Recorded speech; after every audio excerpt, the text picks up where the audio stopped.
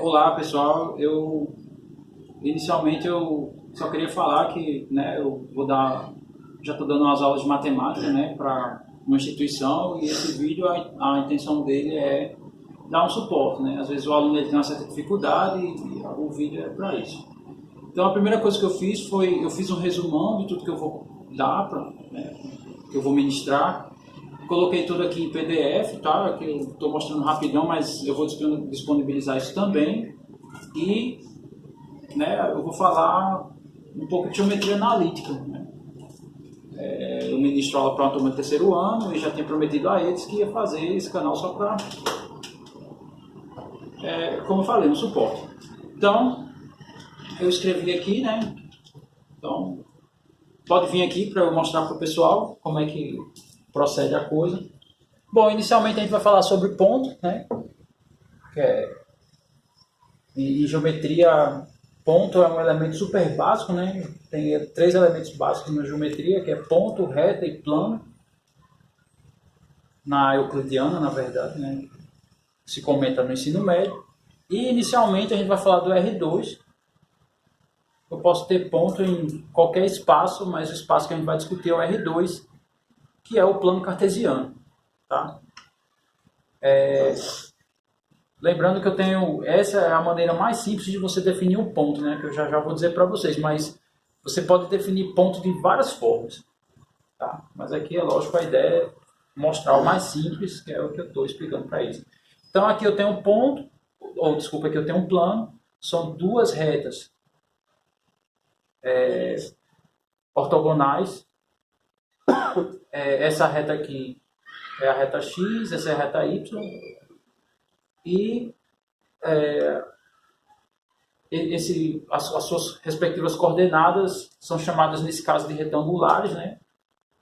Dá para observar que eu tenho aqui um ponto A, então eu tenho a sua projeção, que é a distância, né? O seu deslocamento na direção de X, e a sua altura na direção de Y.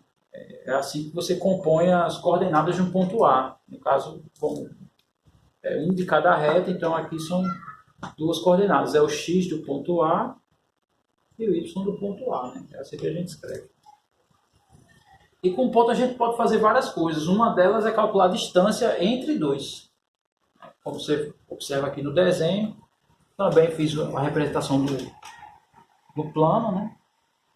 Só uma coisa que eu esqueci de falar, o zero da reta do X coincide com o zero da reta do Y, e as setas indicam para onde os números crescem, né? Porque esses aqui são os números reais. Então eu tenho aqui um ponto A, que tem coordenada x de A e y de A, eu não escrevi aqui, mas a altura dele é y de A. E eu tenho aqui um ponto B, que o seu deslocamento lateral, né? Ou a sua posição em relação a x é o x de B, né? E a sua altura aqui é o y de B. Eu quero achar a distância de um para outro. Observe que aqui eu fechei aqui um triângulo retângulo, né? Isso eu posso fazer. E eu sou capaz de encontrar essas 2 distâncias aqui, que são os seus respectivos catetos. Lembrando que eu quero achar a distância aqui da diagonal. Seguindo aquela mesma ideia que se dá em física, né? Você tem um tempo final e o tempo inicial.